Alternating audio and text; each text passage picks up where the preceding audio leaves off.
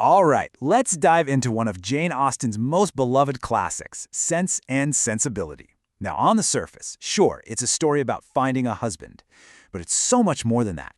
It's this brilliant, sharp look at money, society, and that timeless battle we all face between what our head tells us to do and what our heart wants. But first, I want you to really think about this for a second. What if everything, and I mean everything, where you live, how you live, your entire place in the world, all came down to one single decision: who you marry? Well, for the women in this story, that wasn't just some thought experiment. That was life. So to really get a handle on that, we first need to understand the world Jane Austen was writing in. And trust me, it might not be what you think. You know, it's kind of wild when you think about it. Jane Austen lived through this period of just massive global upheaval. You had the American and French revolutions, you had these radical new ideas about women's rights being debated, wars were constantly breaking out, the world was basically on fire, and yet you won't find any of that in her books. And that was a very deliberate choice. It's like, instead of using a wide-angle lens to capture these huge world events, she grabbed a microscope. She zoomed in with incredible precision on this one tiny slice of society, the English country gentry. And it's in that small, quiet world that she uncovers these huge, universal truths about all of us. All right, so let's step inside that world and meet our main characters, the Dashwood sisters, because they are in a serious crisis, and it's what kicks this whole story into gear. Okay, so it all kicks off with this one conversation. The Dashwood sisters' dad has just died, and he made their brother, John, promise to take care of them financially. But his wife, Fanny, expertly talks him out of it. You can literally hear her in this quote just chipping away at his good intentions with this cold, selfish logic until his promise just disappears. And boom, just like that, their whole world falls apart.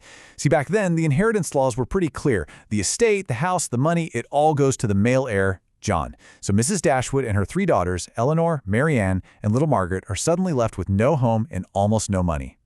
And that right there is why the so-called marriage market was so incredibly important.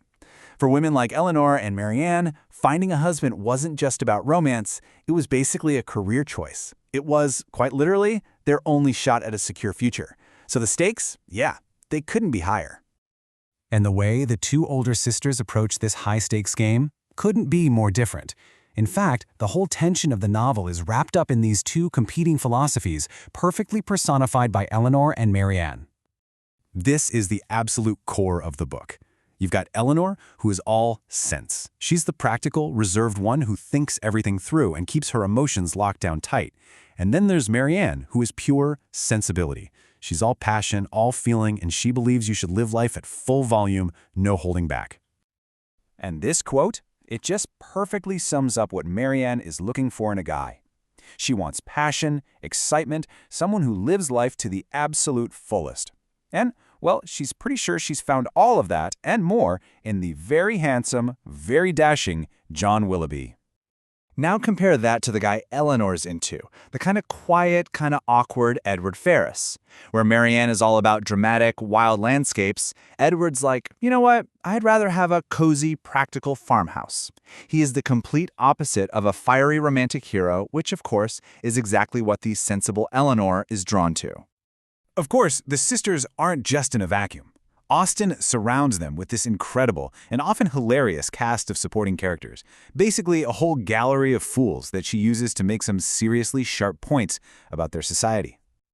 First up, you've got Robert Ferrars, who is just the poster child for vanity. I mean, the guy is so obsessed with designing the perfect, fashionable toothpick case that he can't even be bothered to pay attention to the actual human beings right in front of him. It's Austen's way of mocking just how superficial this world could be. Then there are the Middletons. They're nice enough, I guess, but they are just completely empty. They're all about throwing parties, not because they love people, but because they have absolutely nothing else going on.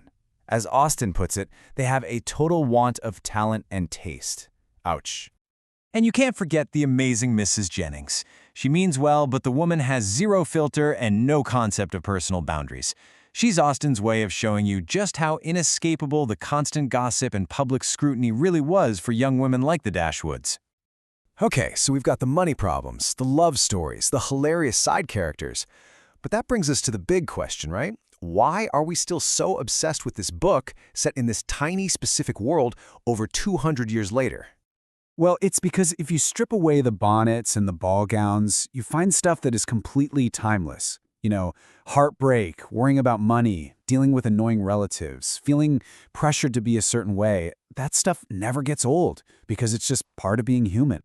This quote from way back in 1902 absolutely nails it. See, these super emotional, over-the-top novels, the romance of sensibility, were all the rage back then, and Austen was kind of making fun of them. But here's the genius part. She didn't just tear them down.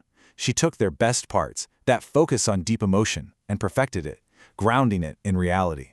So, at the end of the day, what's the big takeaway? Sense and Sensibility is this masterful blend of things. It's a sharp critique of society, it's a deep dive into two unforgettable characters, and it's a timeless story that asks a huge question. Should you lead with your head or your heart? And Austen's answer seems to be, well, you're going to need a little bit of both.